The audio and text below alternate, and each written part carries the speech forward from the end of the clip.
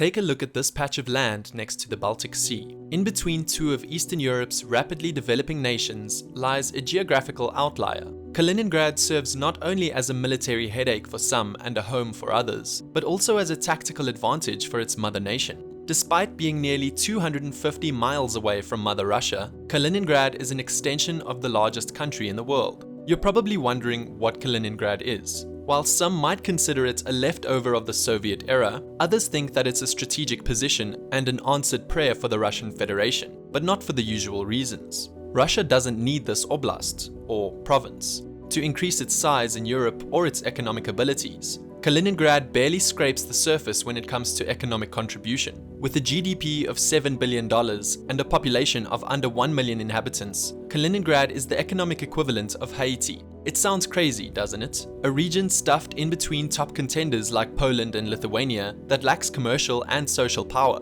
Why does Russia keep such an area? The answer lies in Russia's military expansion strategy, which is unlike any other nation's. The Kremlin and President Vladimir Putin in recent years have made great efforts towards ensuring that Russians both within and beyond the nation's official borders are put as first priority.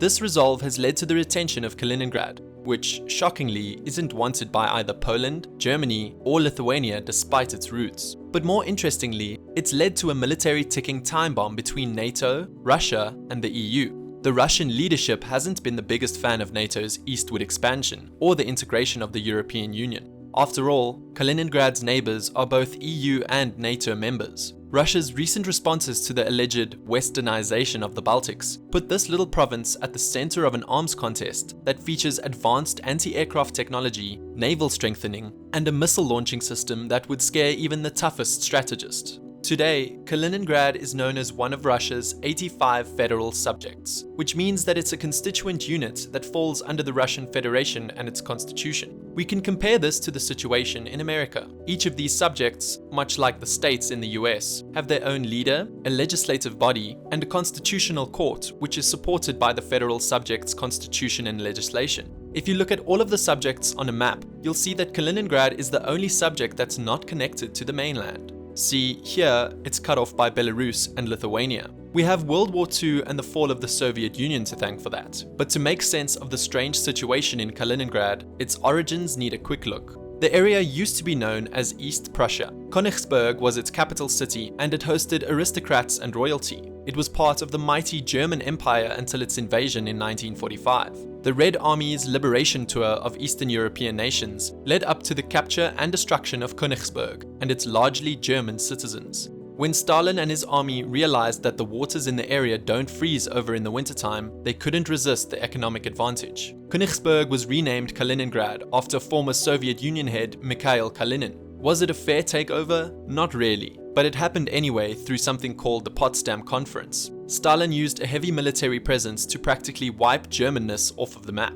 As the Cold War began and the eventual Warsaw Pact only increasing tensions, Kaliningrad stood as a strong military presence. That is, until the collapse of the Soviet Union in 1991. But by that time, the heavy military influence had already shaped the Kaliningrad that we see today. I'm not talking about a few bases either. The province that's not even half the size of Lake Michigan could take down some serious opposition with its land, naval, and air firepower alone. The 2010s ushered in a reawakening of Russian military presence in the province. NATO, which was made to provide collective security against the USSR, wasn't worried about Russia's military presence in a predominantly EU and NATO region, but the annexation of Crimea in 2014 completely changed their minds. The most controversial modern-day actions of the Federation and President Putin turned Kaliningrad into a hotbed of political tension. It begged the question, if Russia could invade Crimea, which many consider being part of Ukraine, then can they do the same to the Baltic states now under NATO and the EU?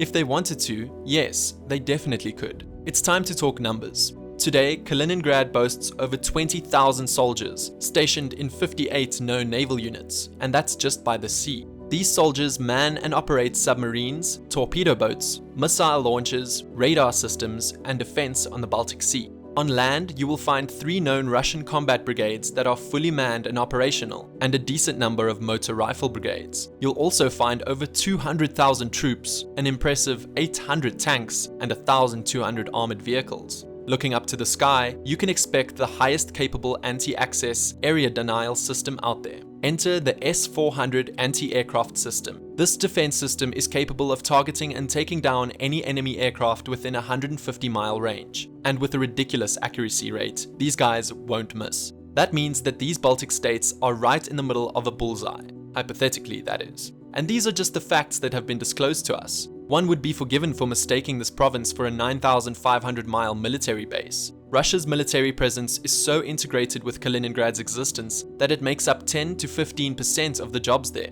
Not only does Kaliningrad host the powerful Baltic Navy, but their population and economy are heavily connected with Russia's military. So if Russia is ready to dust any competition in the region and is capable of making the area a no-fly zone with their tactical advantage, then what are the EU and NATO states doing about it? Well, they're not waiting around and doing nothing. NATO has backed the building and expansion of military presence in Poland as well as Lithuania, and disapproval from the United States and NATO have done little to deter Russia's efforts to secure its citizens, in the words of Putin. Speaking of Kaliningrad's citizens, what do they think? As always, things on the ground differ from the international political conflicts that take place behind closed doors. Though Russia has been accused of highly detailed anti-Europe propaganda, it doesn't seem to have much of an effect here.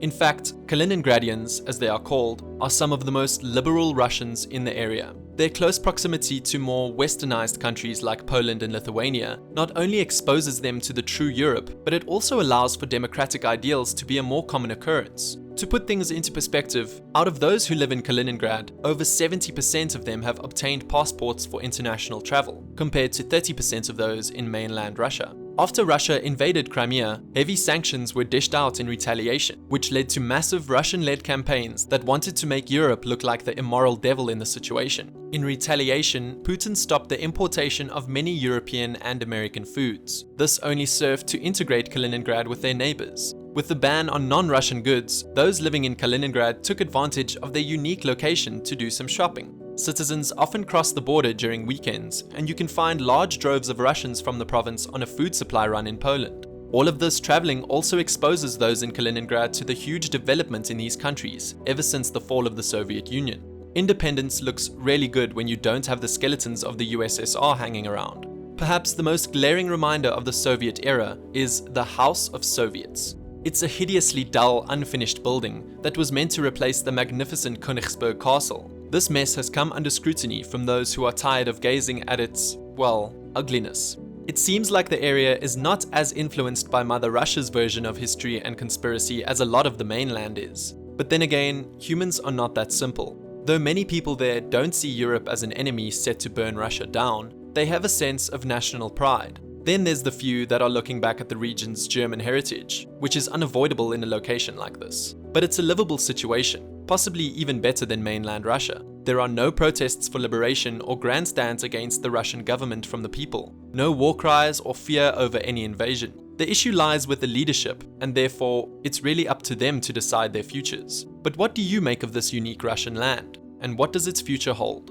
Until next time.